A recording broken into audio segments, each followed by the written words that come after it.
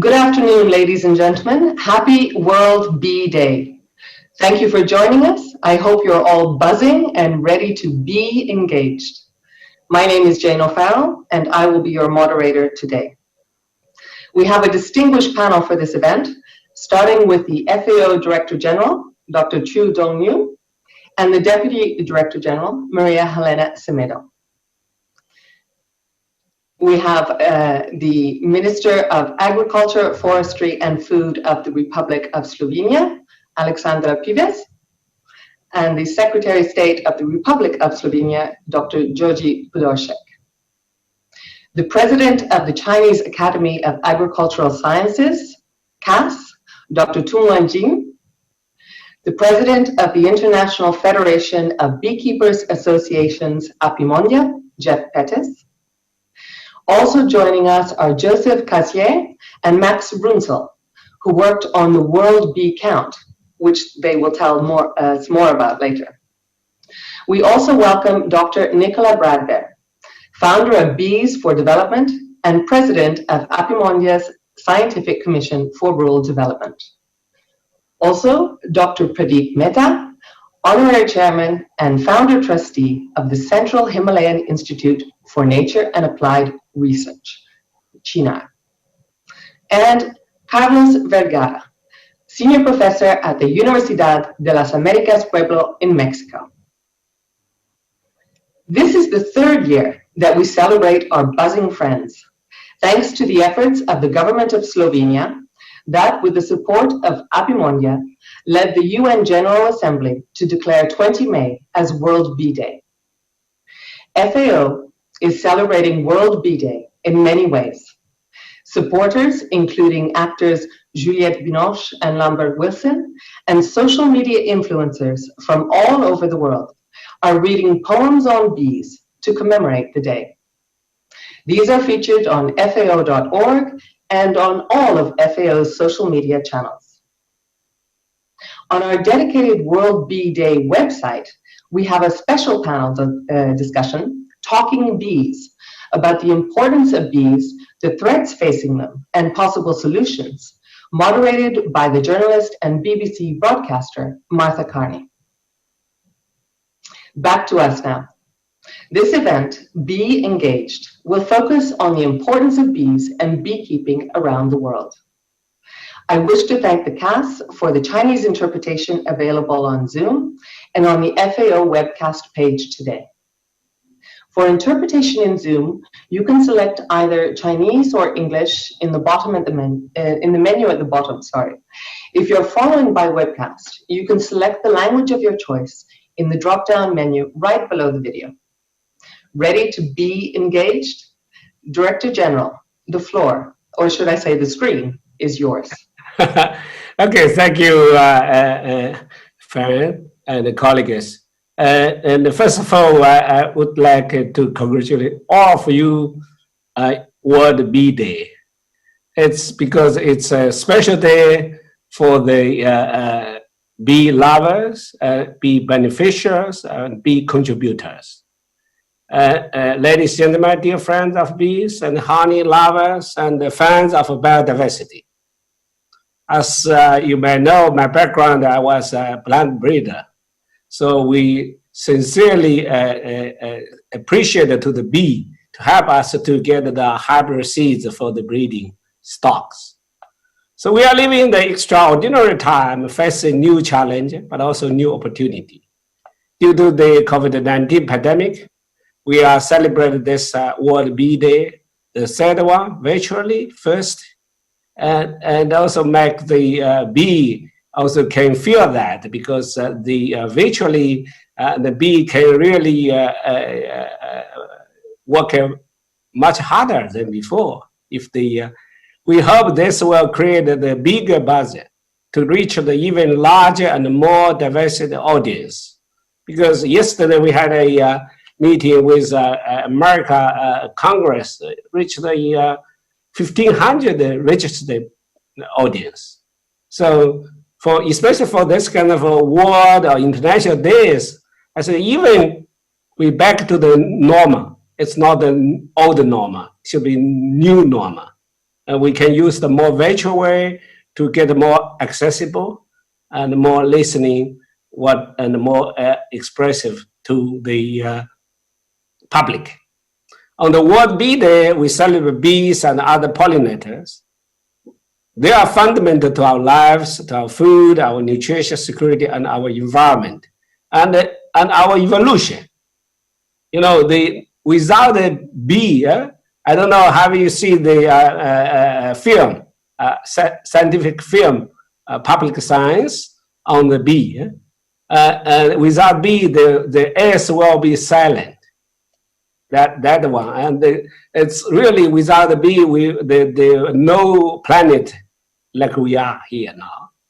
It is our occasion to highlight the importance of beekeeper, because the role of traditional knowledge, or even some kind of indigenous knowledge related to bee, and transferred from beekeeper to the bee consumers, and even traditional medicines, and so the wider variety of the products and the service thanks to the bees. And the bee played a vital role in pollination, in boost the yield, the quality of agricultural crops. And also, when I was governor in China, in west parts of China, northwest, and you can use the bee to improve the environment, the recovery of the rehabilitation of forests and the grassland, because they are much efficient than the plant tree by human being, and they are working the day and night, so they can increase the 40 to 50% times more grass biomass by bee pollination rather than by planting trees or grass. That helps improve agricultural production and food security and the environment. Bees are essential to our planet biodiversity. They play the key role in maintaining vibrant ecosystem upon which agriculture depends on. And also close to the 3/4 of the world crop species depend, at least in part, on bees and other pollinators. Bees are also an important resource of decent job and incomes. I think the beekeeper, when I was a child, I was wondering and curious to know how their life of the beekeepers from one location to another, from south to the north, they are living around the season. From spring, if the summer, when you saw the beekeepers, you should know there's a high season of flowering. So offer you optimistic of the spring come. So in any place, that's also a good environment because they can have a lot of flowers and pollens, which is a feed for the bees. Bee also is also important source of a lot of products. I said the functional food. For centuries, beekeeper has contributed to the livelihood of rural and indigenous community. I mentioned that beekeeping delivers significant social, economic, environmental benefits. It can be carried out with locally available materials and limited resources.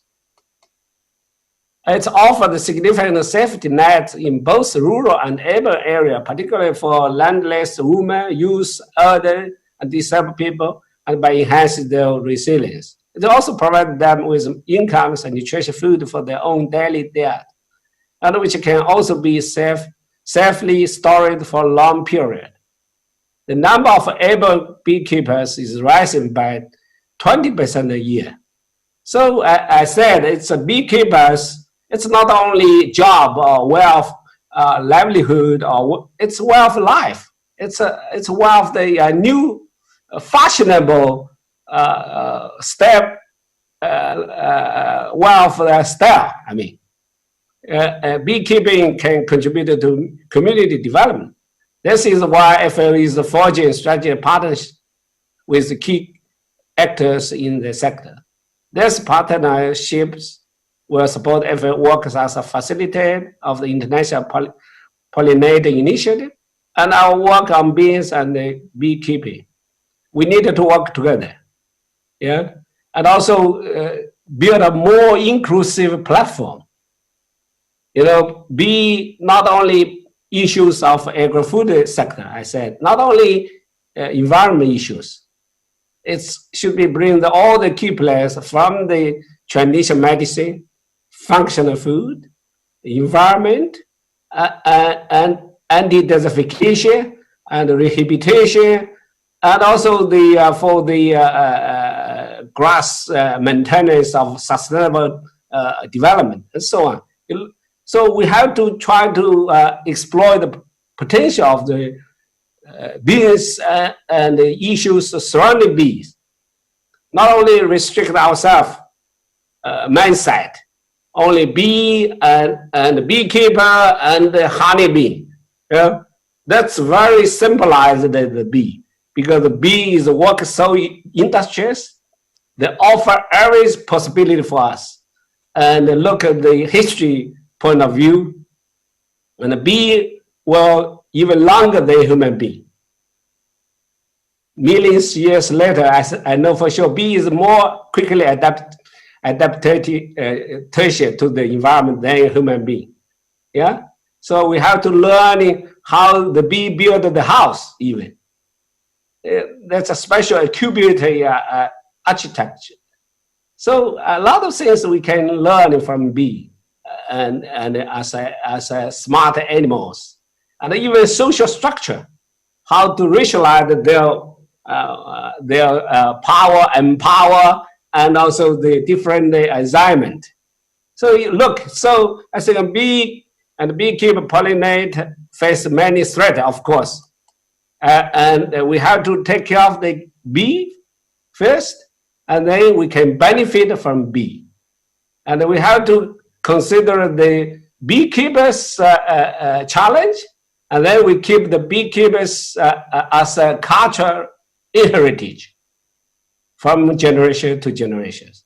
So let's work together and let's be engaged. Thank you for your attention. Happy World Bee Day. Happy Honey Day. When you enjoy your honey life, don't forget the bee, please. Thank you. Over to you. Thank you, Director General. I would like to show you now a short clip produced by FAO in collaboration with Apimondia CAS and its Apicultural Science Association of China, ASAC, and the Republic of Slovenia for this occasion. Please.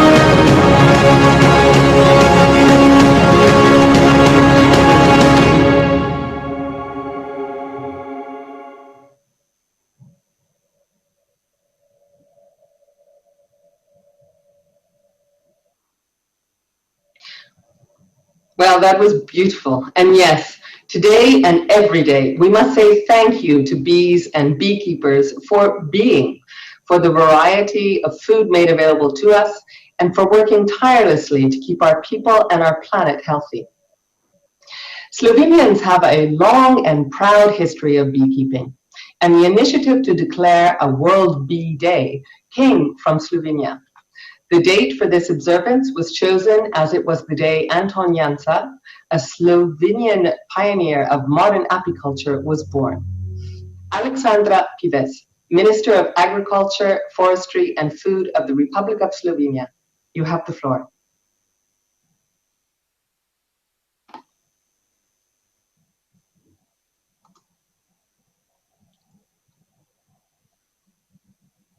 Okay, I'm sorry, my microphone was off. So thank you for the word and good morning again from Slovenia. Your Excellency, Director General, distinguished representatives of FIO and their partner institutions, dear beekeepers and other supporters of bees and other pollinators worldwide, and dear ladies and gentlemen. I'm glad that in spite of the current situation, we managed to gather, albeit virtually, at this third international celebration of the World Bee Day. Special thanks are due to the FAO, its partners, and all others that have put their efforts into making this event possible. This year, the COVID pandemic crossed our plans, but it also made us aware of how important safe, stable, and sustainable food chains and systems are for people and the planet, and for which bees and other pollinators are vital. Be engaged, the theme of this year's celebration, is important as it encourages and urges us to turn our words into action, including countries, international and other organizations, research and educational institutions, civil society and private sector, farmers and beekeepers, as well as individuals. Every one of us can make a great contribution just by slightly changing our everyday habits. Bees and other pollinators are invaluable for humanity. Among other things, they are vital for successful and sustainable agricultural production. More than 70% of major crops grown for human food around the world, and more than 80% of Europe depends on pollination.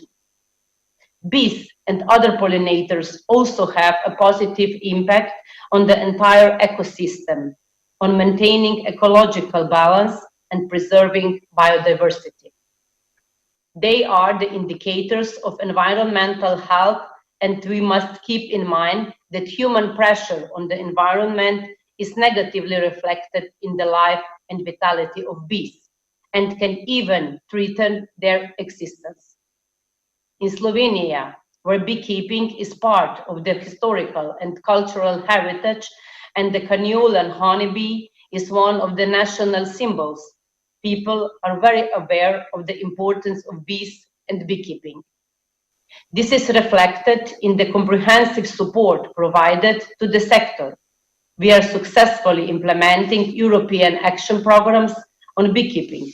We support public extension services for the beekeeping sector, which, in addition to ensuring the conservation of the Carniolan honeybee and providing technological support to beekeepers, raise awareness among the general public on the importance of bees, and most importantly, provides education and trainings.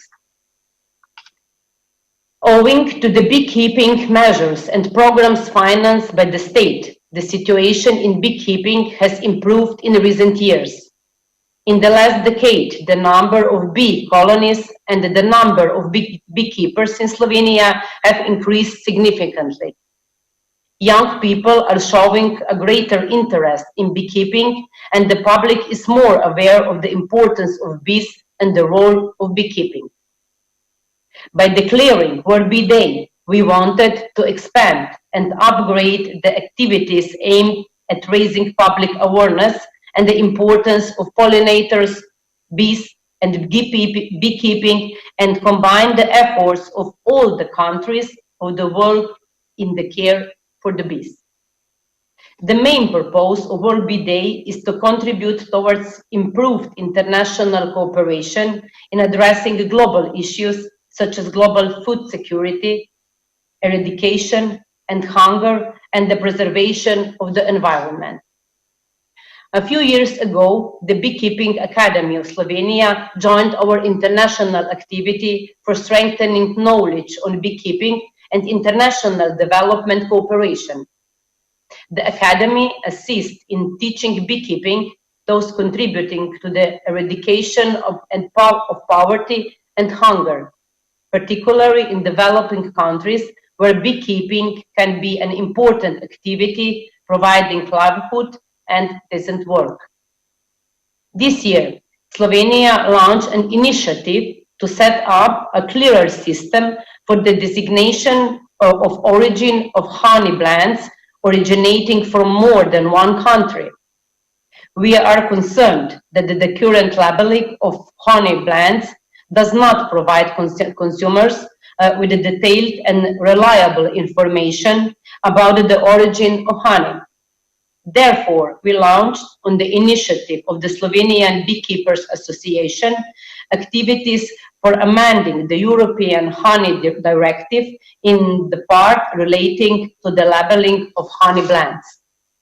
We received wide support from like-minded countries, and the European Commission announced that it would address this issue within the farm-to-fork strategy.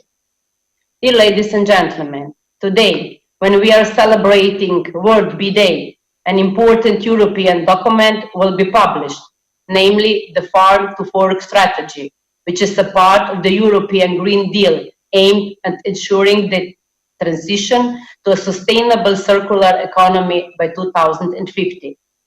The purpose of this sustainable food system strategy is to ensure the Europeans will eat healthier food that will be produced sustainably with minimal environmental pollution and impact on climate, with protecting biodiversity and enabling farmers and other actors in the chain to live a decent life.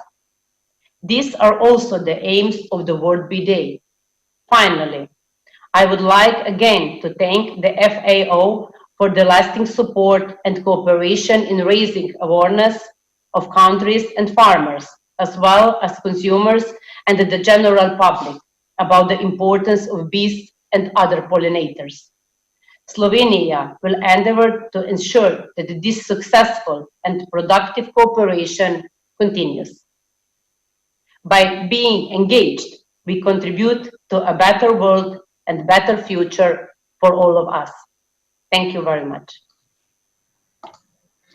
Thank you, Minister. The Chinese Academy of Agricultural Sciences, CAS, has been active since 1957 in the field of integrative agricultural scientific research. It promotes sustainable agriculture within and outside China. CAS oversees the Apicultural Science Association of China, ASAC, that supports the beekeeping sector. Dr. Tung Wanjing is the president of CAS, and we are honored to have him with us today. Dr. Tung Wanjing, you have the floor. Okay, thank you very much. Thank you for your short introduction.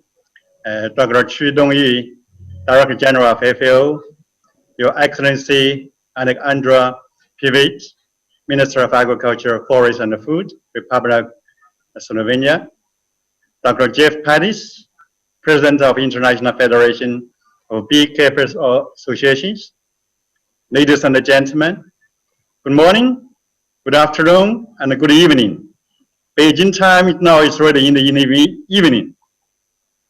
Today, it's a very beautiful day, the day of bees. I'm very happy to meet you virtually through Zoom to celebrate the third World Bee Day amidst the COVID-19 pandemic. I wish you all stay safe and healthy. First of all, please allow me to congratulate FAO for successfully leading the efforts to organize the observance event in partnership of the Chinese Academy of Agricultural Sciences, the Apiculture Science Association of China, Epimondia, and the government of the Republic of Slovenia, the champion country of the proclamation of the World Bee Day in 2017. The theme of the event today is Bee Engaged, with a specific focus on bee production and good practices adopted by beekeepers to support their livelihoods and deliver good quality products. In fact, the bees are friends of human beings. As the bond for green agriculture development, beekeeping integrates economic, social, and ecological benefits. However, as most of us know, the bees are disappearing at an alarming rate during harmful pesticide use and loss of habitat. What a lot of people don't know is that bees are responsible for pollinating almost 90% of the food we consume. Not to mention the economic benefits of bees amounting to more $40 billion per year.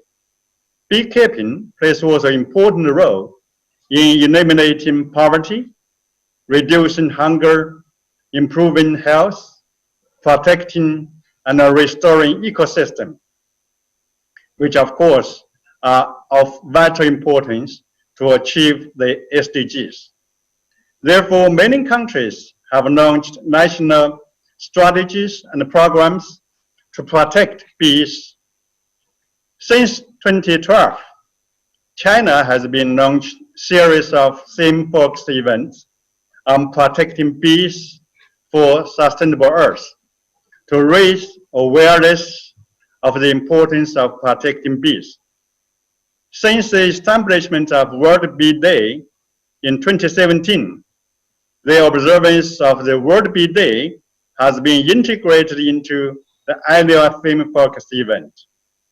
Ladies and gentlemen, China in fact enjoys a long history of beekeeping and abundant bee resources.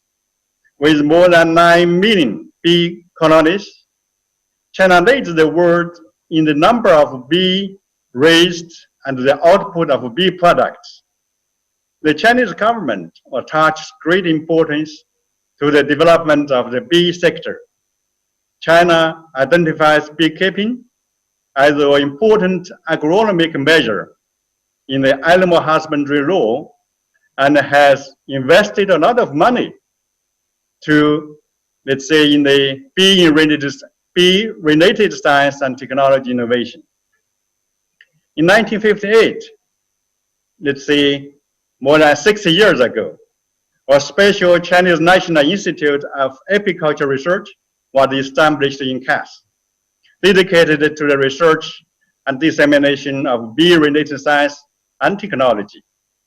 The institute has established the world's largest bee gene bank with a collection of more than 30,000 bee germ plasma and more than 51,000 bumblebee specimens of 125 species.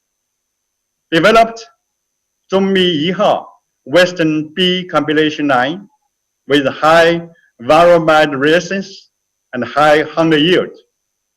Developed a large series of health products such as royal jelly, with Chinese royal jelly accounting for more than 90% of the world's total production.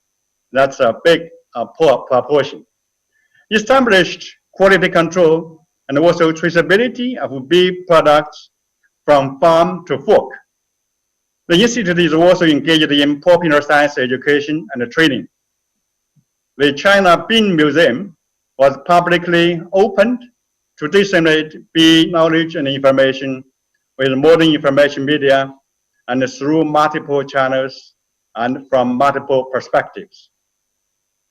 Ladies and gentlemen, it should be especially mentioned that bees played an important role in China's poverty eradication.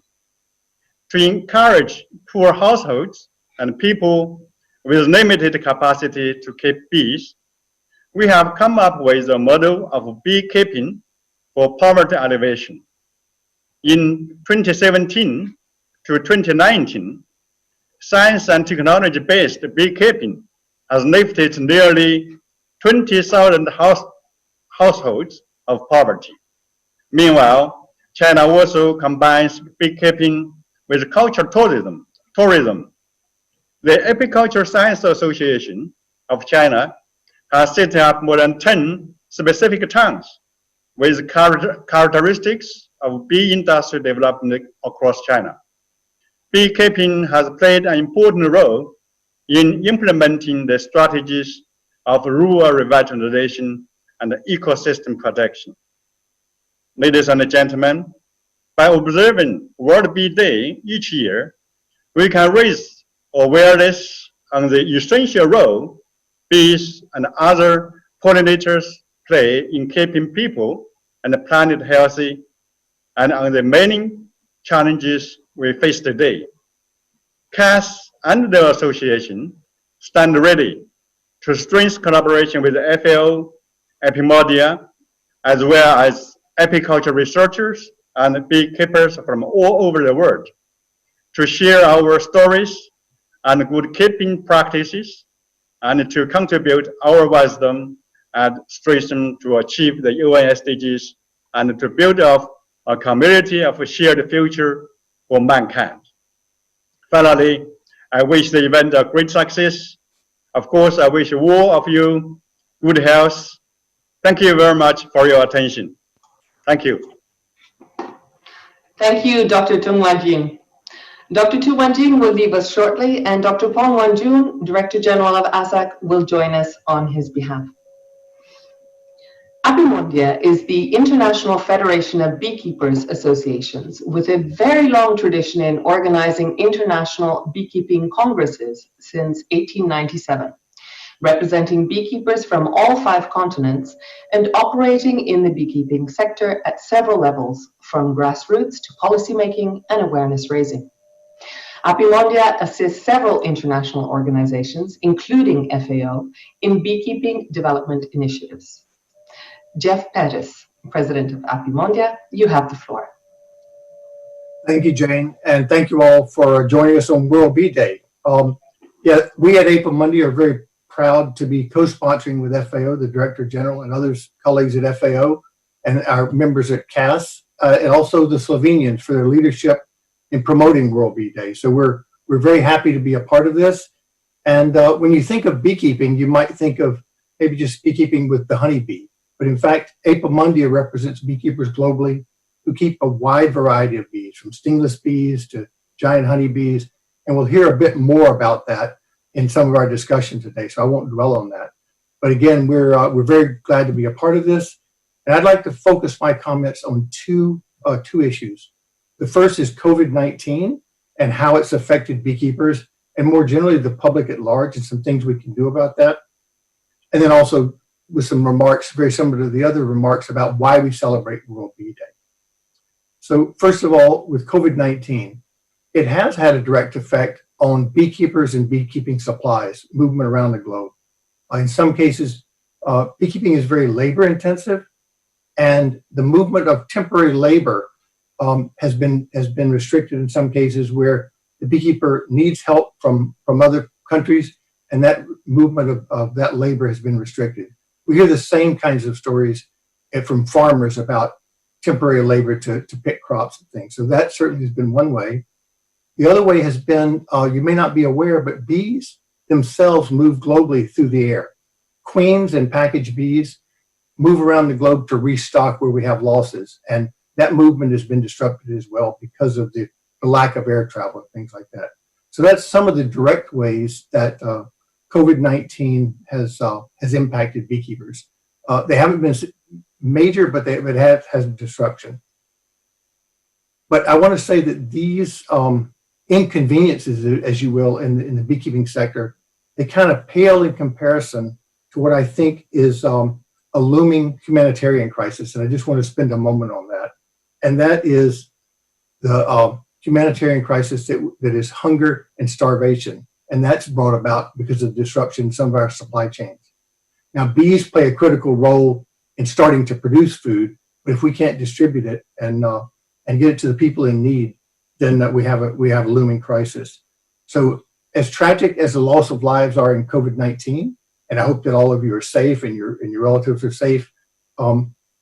If we lose lives to starvation, which is preventable, then we are at fault. So I'd encourage you to go out and donate to things like World Food Program or other organizations to prevent that. So on a more optimistic note, let's return back to World Bee Day and why we celebrate bees. So again, I said there's a diversity of bees out there, and we at APA-Mundia coordinate the management of those bees and work at the policy level to promote bees and the good things they bring into our lives.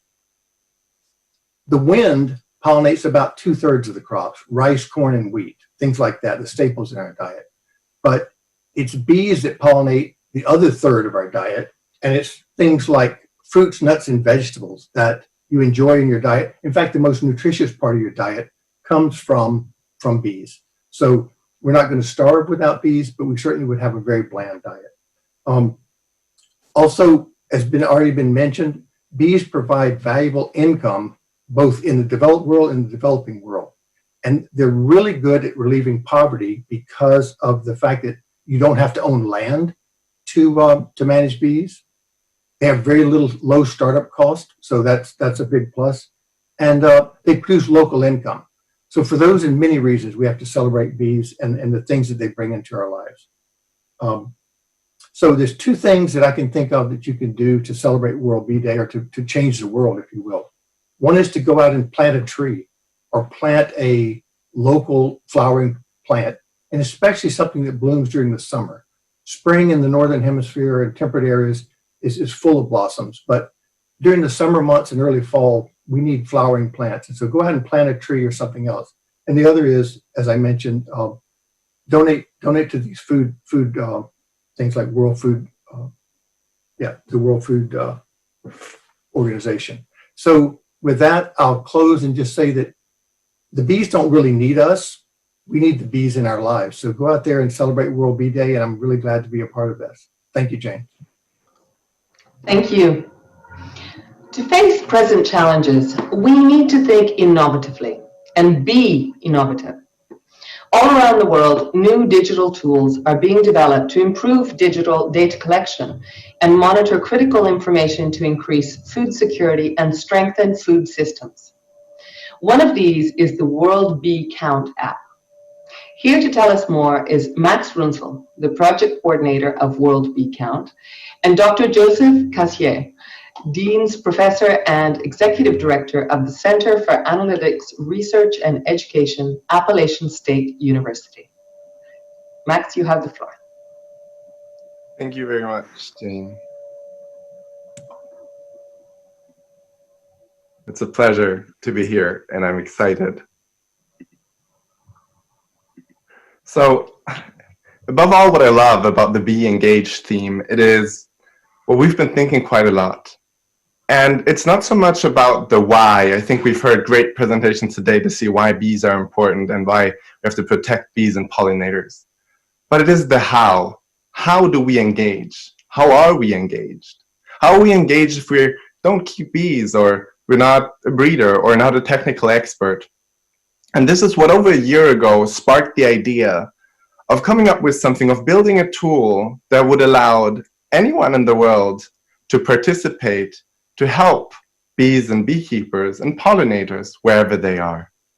And we thought, more than keeping bees or helping the local beekeeper, many of us have a smartphone, most of us maybe, and are able, through the smartphone, to participate, to build global awareness around bees and pollinators. So we started in March of this year to get out on social media and engage citizens from all over the world, start talking to them, to submit images of bees and pollinators, to create awareness and build a movement. Having engaged people, we last week launched an app. With the help of the app, anyone can contribute a picture of a bee or a pollinator to a map to try to populate a global map of bees and pollinators. And that global pollinator map is the one we're going to go live today. So at the end of this intervention, through our website, the Bees Count website, you will see over 5,000 contribution of images from people all across the continents that have done so. Before we dive into the global pollinator map, I'm happy to give the word to Joseph, who will tell us how data science and data analytics can develop different models that use a database of bee and pollinator images that can help us save bees and pollinators moving forward. Thank you very much, Max. So this application, this citizen science effort to collect data on pollinators from around the world is the first step towards building a global repository of shareable data upon which we can do data science. Currently, there is a lack of standardized data that can be integrated and collected from around the world. And so this data set will start that process and will grow over time, with future years hopefully adding depth and breadth to that data source and enriching it with other sources of complementary data that can be added. It's also the perfect opportunity to begin to standardize that data so it can be easily shared in a consistent way among many parties. To make the sharing easier, this data, as it is collected, will be anonymized and fuzzied to protect the privacy of those that donate it. And then it can be used by researchers, policymakers, data scientists, and others to really understand what is happening to our pollinators around the world and what can we do to help them. And in turn, through that research and analysis, further enrichments and models will be developed and shared with this community for the common good, with these enhanced data sets coming back to help all of us. This activity will have many benefits to the world. It will facilitate data-driven tools for beekeepers, farmers, environmental experts, and citizens everywhere that can be used to improve the lives and utility of our pollinators and our environment. It will enable smarter decisions driven by data for our policymakers. And it will help engage and educate the public as we look at pollinators and understand them and understand their interactions with our environment. So how exactly can the analytics help bees? There are many ways. Here are just a few. It can help map out changing agriculture practices and how pollinators affect them, and those in turn affect the pollinators. It can show changing climate conditions and measure biodiversity in populations. It can help evaluate land use and policy impacts as we look at different techniques around the world and the plentifulness of pollinators. Even our current epidemic from COVID-19, we can see differences in pollinators now versus then and help understand that better today.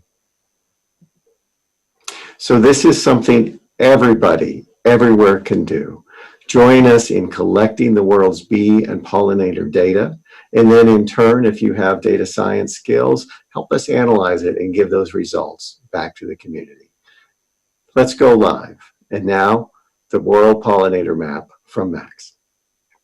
Thank you, Joseph. This is the moment we've been waiting for. It's the moment we've been working for over a year. I'm very proud and happy to present to you first sneak preview of the Global Pollinator Map. And when we talked about this yesterday as a little rehearsal, I was talking about 4,000 images. Since then, we are up at 5,000 and the pictures are coming in. So all images you submit to the Global Pollinator Map will show up on the map, and you'll be able to zoom in on any sighting. Each position where a picture has been taken is the yellow hexagon on the map. And wherever you are, you can look and scroll through the pictures of the bees and pollinators that have been taken. As you see, there are still many white spots on the map, so we need you all and your help to get out with the app and start taking pictures so we can all see this and build a powerful monitoring tool that tells us about the health of bees and pollinators across the world. Thank you very much, and let's get counting together.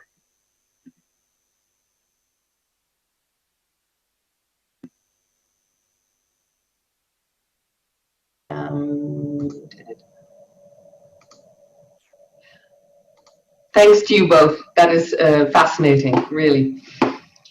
So even if on lockdown, the world can still be traveled virtually. Let's hear a few stories from the field, starting with Africa. Dr. Nicola Bradbear is an expert in apicultural development and founder of the organization Bees for Development, based in the UK, that provides information to beekeepers worldwide. Dr. Bradbear is also the president of Apimondia's Commission for Rural Development and has worked for many years as an advisor for FAO.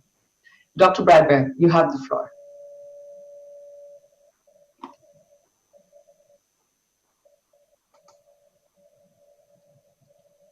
Dr. Bradbear, you are still muted.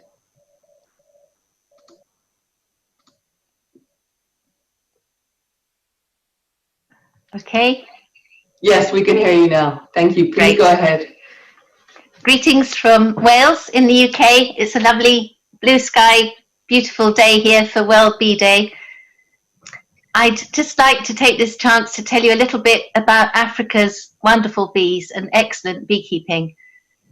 African beekeeping isn't always well understood and appreciated outside Africa, but as we learn more about honeybee biology, we're beginning to realize that the way that bees are kept in Africa is actually very excellent. We're just really appreciating its strength. So as we speak, millions of people in Africa have resilient livelihoods involving bees. They're using honey as a food.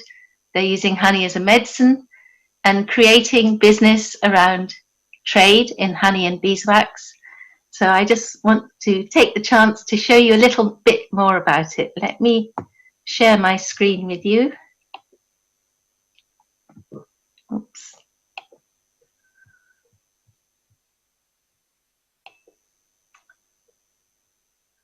Okay.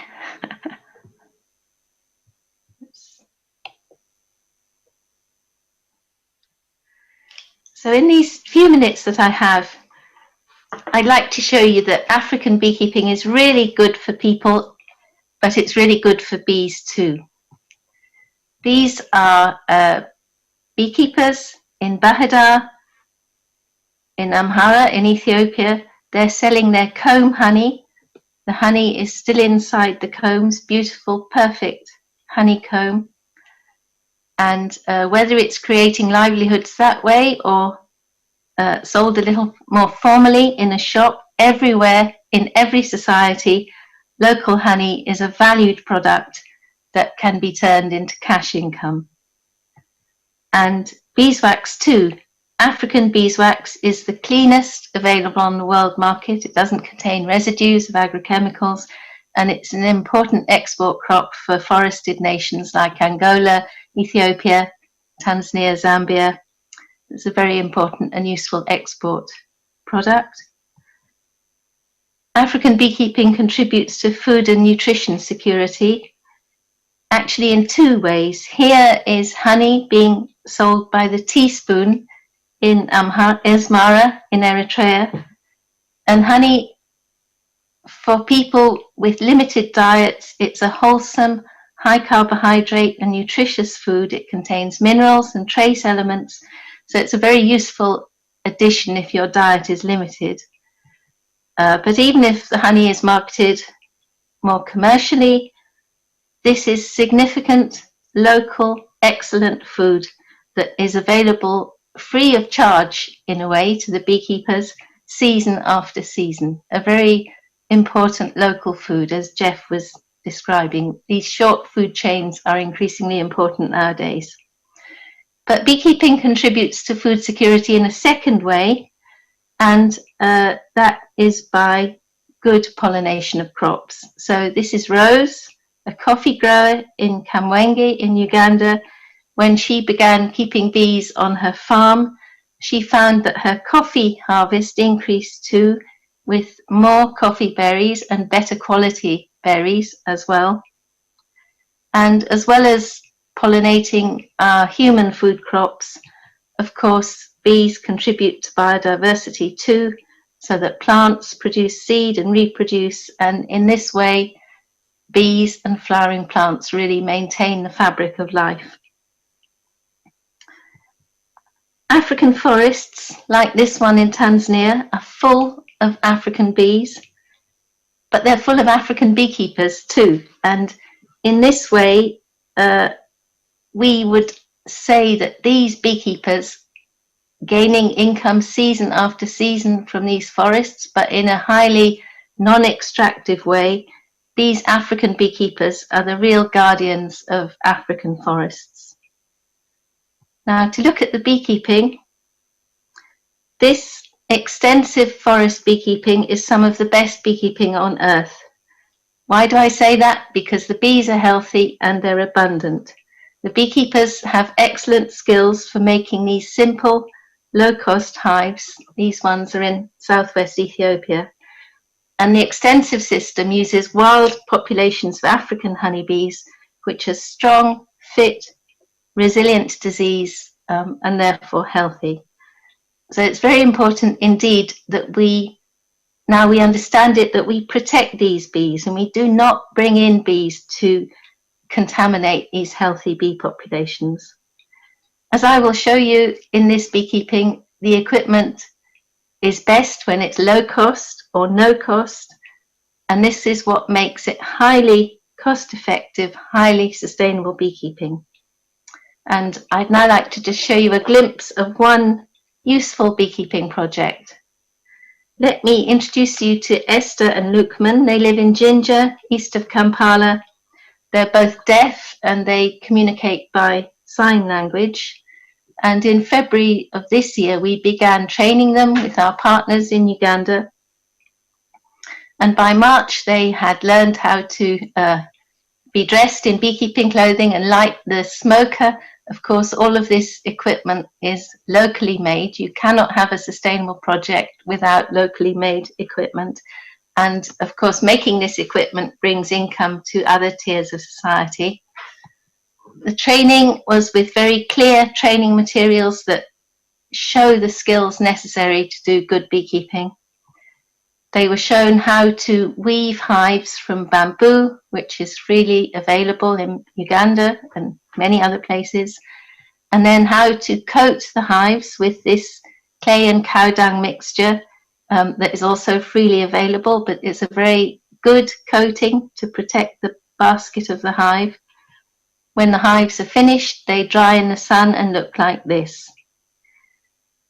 So Esther and Lukman made 3 hives each like this at their home apiary, which they now have, and they installed them. And then earlier this month, they were very excited to send us a video that bees had already occupied the first of their hives. And because I think we all need to see some real bees on World Bee Day, we're going to show you this video in a moment.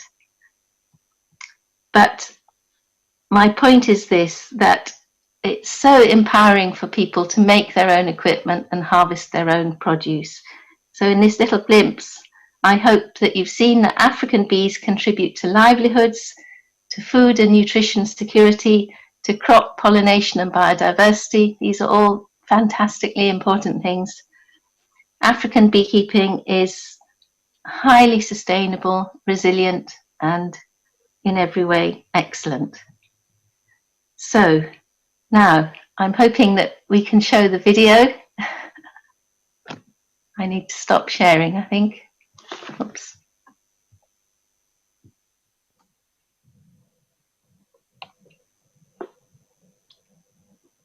Is it possible? Great. So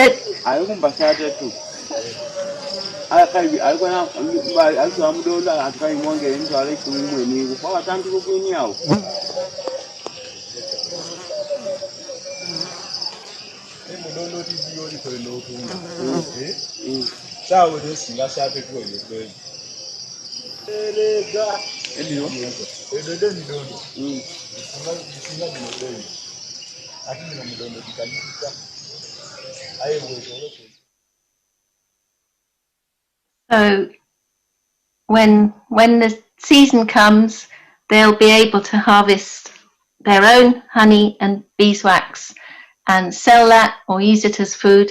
But now we know they have the skills to make their own bees and really continue with their beekeeping as a business. Thank you. Thank you very much for that. Very interesting. For those joining us today, the chat is now open. So please write any questions you may have in the chat. Ready to go to India now. Dr. Pradeep Mehta has nearly 20 years of professional experience in sustainable development and is the founding chairman of the Central Himalayan Institute for Nature and Applied Research, CHINA. CHINA is a member of FAO's Mountain Partnership. Dr. Mehta, you have the floor. Greetings everyone and happy bee day.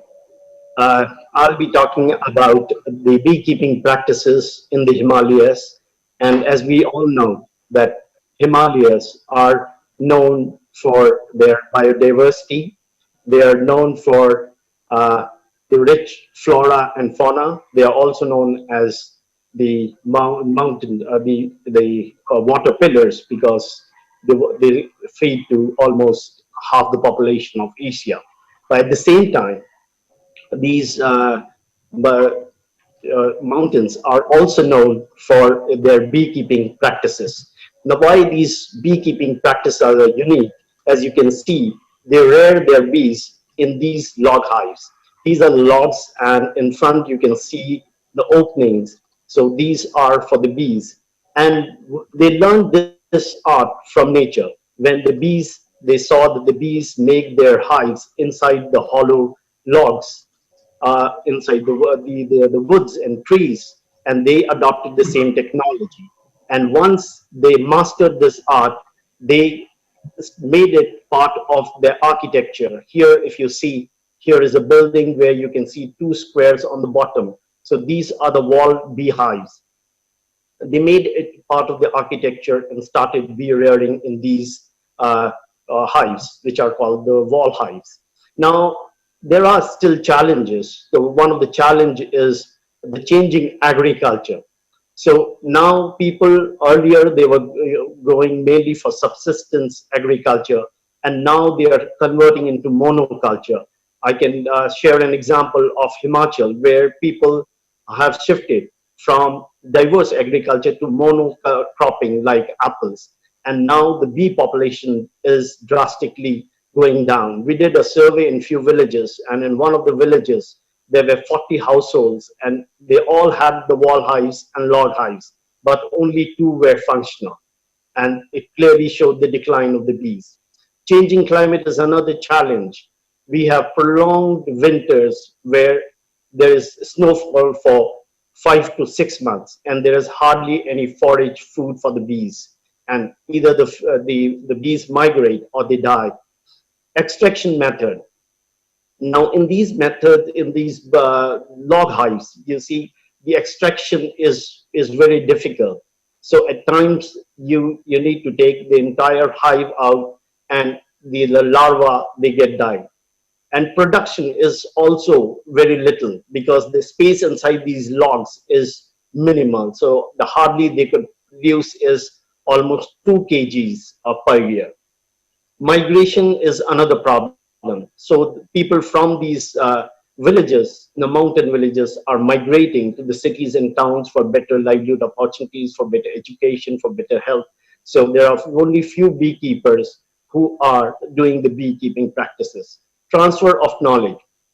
The knowledge is not being transferred to the next generation. There are a few youths who are interested, the others are not.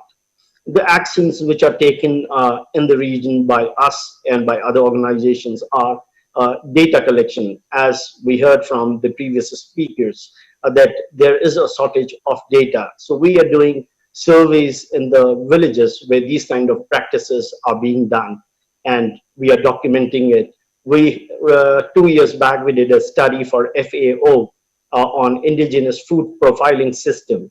and we documented these kind of practices. Apart from that, we are documenting these in IUCN newsletters, in mountain partnership newsletters. Awareness is being done. So though the beekeepers are aware about beekeeping practices, but they are to be aware about the modern technologies. And at the same time, the other farmers, they need to be aware about the importance of bees, because they don't realize the importance of bees.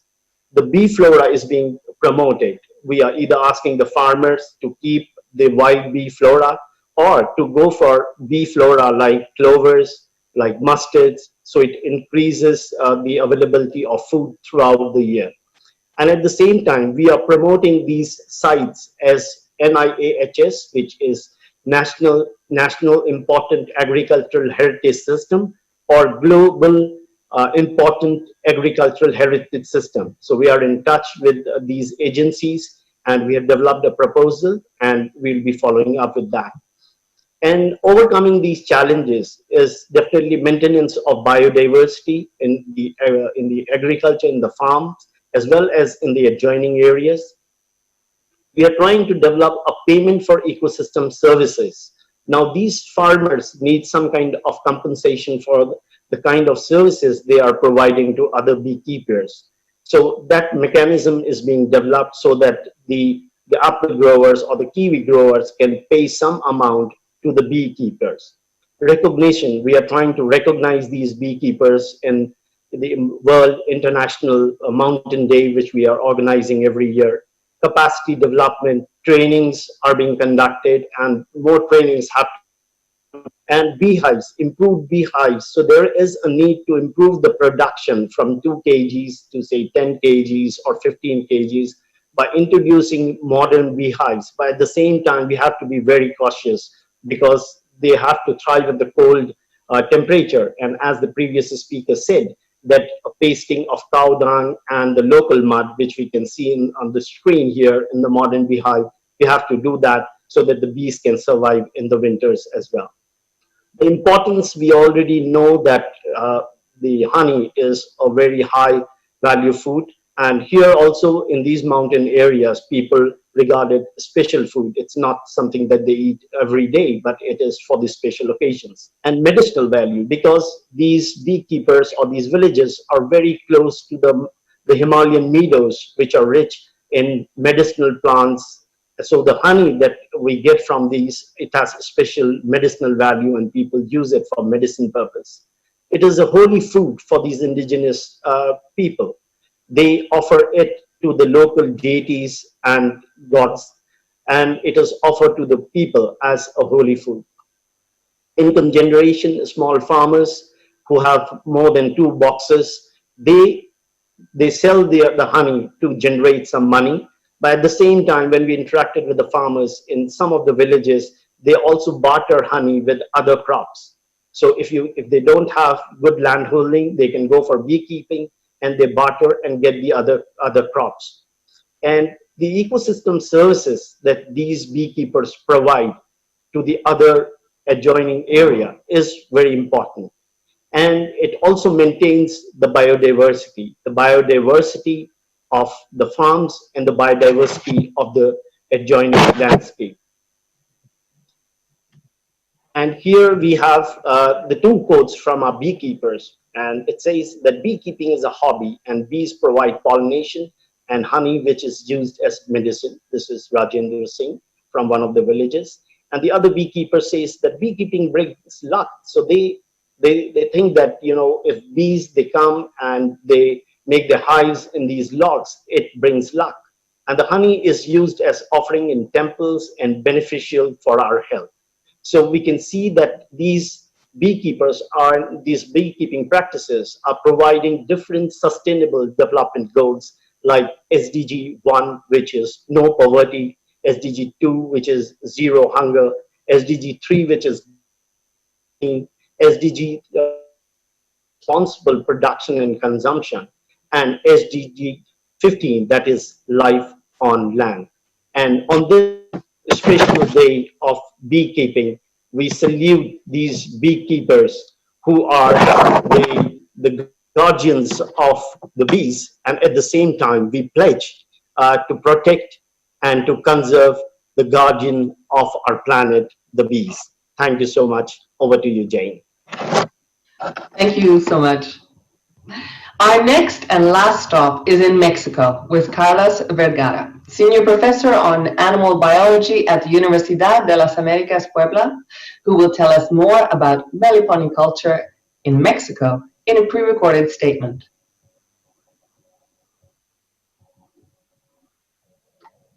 Good morning. I'm going to talk to you about meliponiculture in Mexico.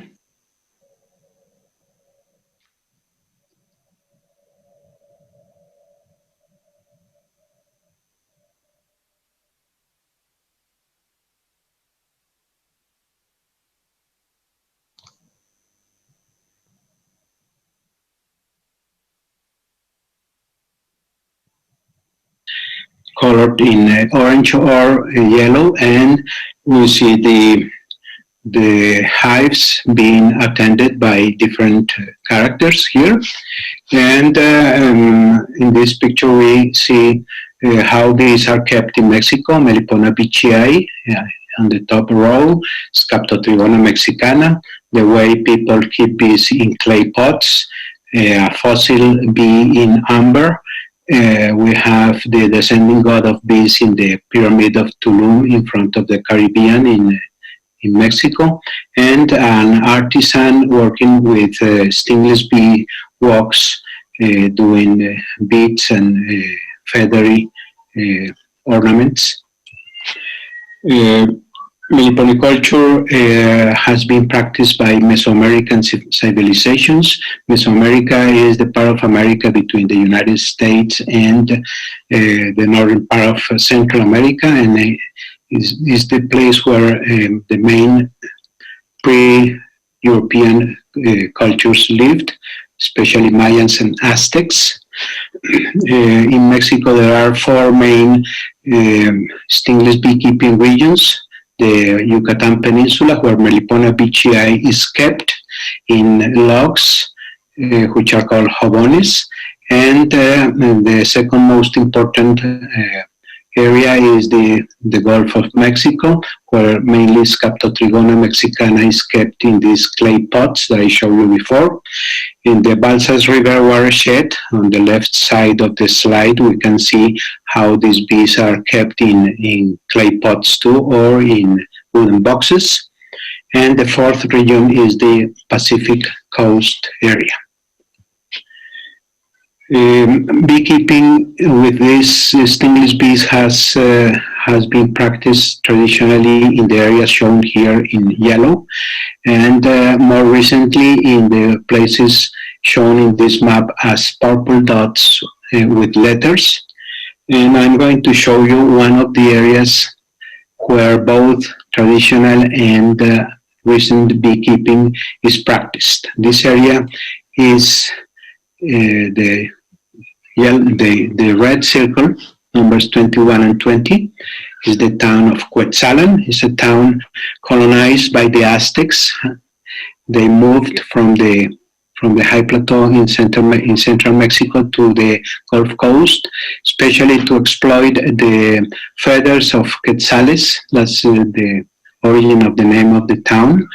There were many quetzals here, so people harvested their feathers for ceremonial purposes. Here we see how people keep stingless bees, Scaptotrigona mexicana, in clay pots in big numbers in their yards. We see here one of the beekeepers along with his clay pot hives. And then we see a man who is going to harvest honey from one of these colonies, wearing a beekeeper's veil, because these bees can be aggressive. Even though they don't have stings, they can bite and pull your hair. And then once the hive is open, in the upper part of it we have the honey, and honey is harvested by women traditionally. Women take the honey out of the pot by hand, and then they put it in a cheesecloth strain it, clean it, bring it to a cooperative. There are about 3,000 participants in this cooperative, so they bring their harvest together.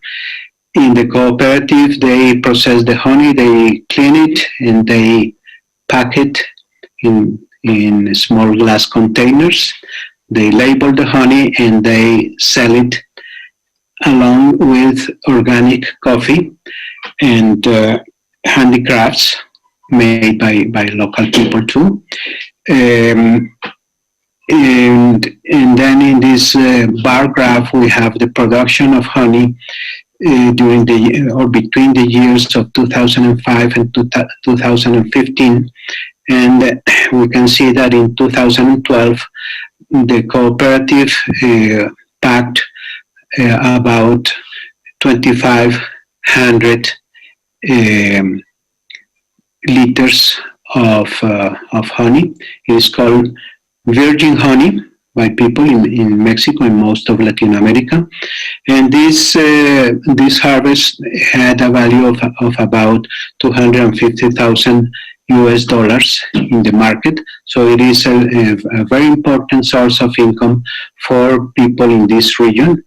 And it is also culturally very important. They keep bees in the way they were kept about 1,000 years ago, and then they are still doing it.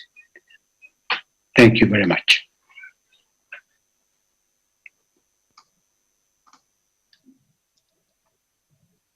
Thank you very much. Thank you all for your interesting contributions. Time now to address some of the questions in the chat.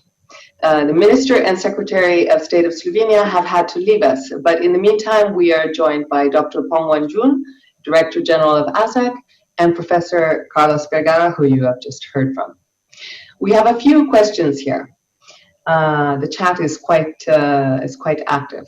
So in the interest of time, I would ask our panelists to kindly be brief in their responses. Question number one is for Dr. Pong Wan-jun, Director General of ASAC. Why is it important to preserve the biodiversity of bees, and how can this be done?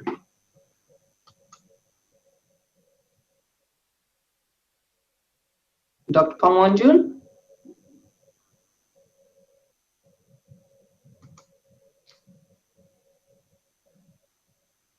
Dr. Pong Wan-jun, welcome. You have the floor.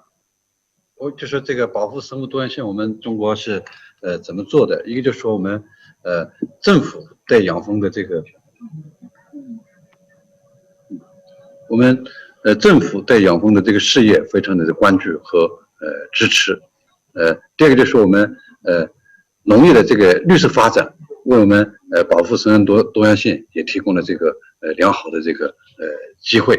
那么这个就是我们种植业者，就是我们的这个老百姓对这个养蜂业，也就是说对昆虫的这个重视、授粉的这个重视，也认识的程度也越来越就是说认识的越来越深刻。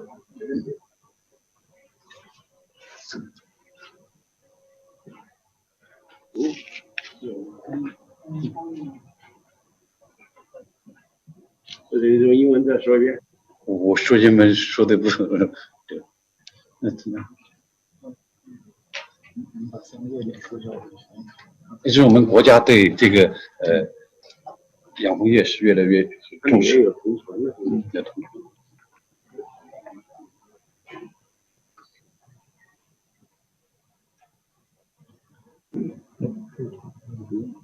同城。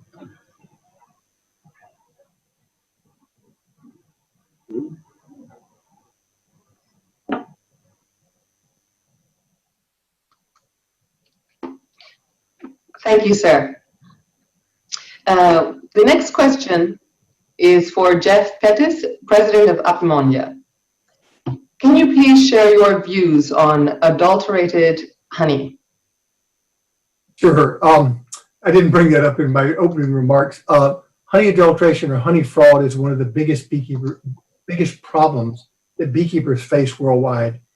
It's right behind milk and olive oil as far as fraud. the way we can combat that, first of all, APA Monday has a very strong honey fraud statement, which you can refer to on our website. But more than that, you can buy local honey and begin to develop a relationship with your local beekeeper, whether it's a stingless beekeeper in Mexico or someone in the Himalayas. Know your beekeeper. That's the quickest way that you can reduce honey fraud. So it is an issue. We're working hard to combat it because we want the public to be confident that the honey that's produced is very nutritious and pure. So it is an issue, but I think we can combat it. Thank you. Thank you. The next question is for Dr. Bradger. Do bees occupy the locally made hives by themselves, or they have to be kept by the beekeepers in the locally made hives in Africa? Over to you. The beekeepers are really skilled at baiting the hives, that is using herbs to make a delicious aroma around the hive, so that when a scout bee, that is bees from a colony that are looking for a new home, a swarm of bees are looking for somewhere, they come and find this attractive looking cavity. So the hives are occupied naturally by swarms from other colonies. Thank you very much, Dr. Bradman. Sorry, I'm just looking through my next questions. Joseph and Max, we want to know how we can get the app and how we can contribute to it. Over to you. Thank you, Jane. That fortunately is an easy one. So go to the beescount.org website. There are the links to both the iOS and the Play Store version, or otherwise go directly to the App Store and search for World Bee Count. And you'll find both, and it's an easy process to start submitting. And once a day, we update the map, so it can take about a day till you see your pictures going live. And one just thing was in the chat, we round the geo position to 3 kilometers, so kind of to protect the privacy of everyone who submits. This can be a tricky business, especially for beekeepers, so that we get use of the data and we make sure the privacy of the contributors are protected. Great, thank you very much for that. Dr. Mehta and Professor Vergara, question for you. In one sentence, what would be your takeaway message to all the people following this event? Dr. Mehta, if you would like to go first. Yeah, so as the theme is be engaged, either as a citizen scientist, or you can have your own bee garden, or you have the floral diversity in your gardens, so that will support the bees. So your contribution. So just be engaged with the bees. Great, thank you very much. Professor Vergara? You are muted, Professor.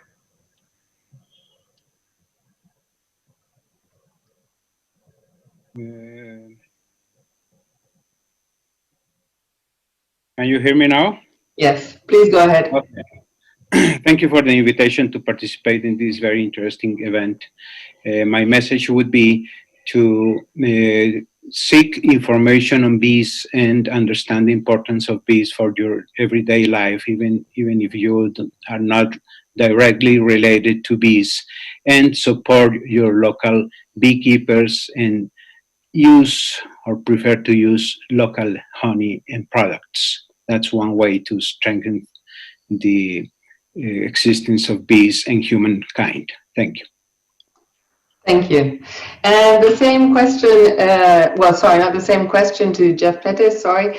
Can you please answer this? Can honey transmit COVID-19? Simple answer, no. So, and honey's a wonderful food, buy it locally, but no, there's no danger for honey in COVID-19. Thank you very much. Well, thank you all for a very fruitful discussion. If your question, for those of us joining us, if your question was not addressed, please contact us through FAO's World Bee Day page, and we will come back to you. Now, to conclude our beautiful journey, I would like to pass the screen now to FAO's Deputy Director General, Maria Helena Semedo. The floor is yours. Thank you, Jane, and good morning, good afternoon, good evening to all. And thank you, Director General of FAO, Excellency Minister of Agriculture, Forest and Food of the Republic of Slovenia, the President of the Chinese Academy of Agriculture Science, Mr. Jeff Petit. Good to see you. We have been working for long in this journey. And thank you, all of you, for joining us today in this virtual celebration of the World Bee Day. As it has been said, in 2017, the United Nations approved the World Bee Day. And the purpose of establishing this international day was, that it has been said, to acknowledge the importance of bees and pollinators for the ecosystem and to the Sustainable Development Agenda. As it has been said, bees and pollinators, they contribute socially, economic, and to our environment. And let me thank especially the Apiamonda, the International Federation of Beekeepers Association, the Chinese Academy of Agriculture Science and its Apiculture Science Association, and a special thank you to the Republic of Slovenia for their leadership and also to making this event possible. As I said, we started this journey together 3 years ago. I remember when you have the first celebration in Slovenia. And I could see from the screen, we have more than 400 participants. This shows the commitment and the interest and the awareness we have raised towards the importance of bees and pollinators. Let me try, if I can, to summarize what we hear today from our discussion. And I think it has been shown how much bees count to our everyday lives. They are vital to our planet, our food, our palate, our pocketbooks. And unfortunately, for centuries, the pollinators has been very quietly supporting the livelihoods, the food security of rural indigenous people across the world. It has been also said that they are part of our heritage, our culture, our medicine, our ecosystem, but they have not been valued. And I hope the International Day is a moment to raise awareness on their importance. And also that the beekeeping offer decent job opportunities, high value food, they can boost economies, supply a diverse and healthy and nutritious food, and also a variety of services vital for the sustainable agriculture production. Yet, bees, pollinators, and many insects are declining in abundance, and they are compromising our vital ecosystem, our productivity, the production of our food and crops around the world. It has also been said that pollinators contribute for more than 80% of the world's food crop production. We just, last week, I don't know if you follow, but a new research emerged revealing how moths are vital overnight for a wide range of flowers and plants. And in the era of COVID, I think it's critical for our nature and ecosystem to be protected in order to maintain our vital presence in this world. But also it has been said how COVID has been affecting bees and the pollinators, because the restriction on transport and human movements, saying that is a very, very labor intensive sector. And we hope the governments will be taking this into consideration when they free and they open up the movements of people regarding this sector. But this also calls us to rebuild back better a strong and very strong stewardship of our biodiversity in a way that we can protect our ecosystem, our bees, and our pollinators. But our panelists also call our attention on the importance of science, importance of data to standardize and monitoring what is happening to pollinators, and also to take informed and smarter decisions. It has also been said about the importance of knowledge transfer to the new generation in order that we can keep the knowledge we have been accumulating towards the beekeeping. But it has also been said that we need to rethink how we are using land and pesticides, how and what we are planting, relying more on local production to help restore our food production ecosystem, and also to avoid the transmission of diseases, which is a very important to our COVID times. And FAO has been working, advocating an ecosystem-based approach to ensure the conservation and sustainable use of natural resources, including pollinators.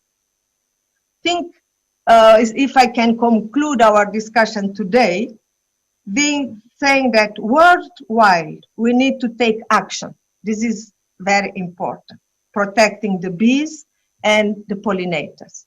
That we need to work all together, beekeepers, scientists, policymakers, the society, to ensure our precious pollinators and ecosystem and people all around the world can flourish.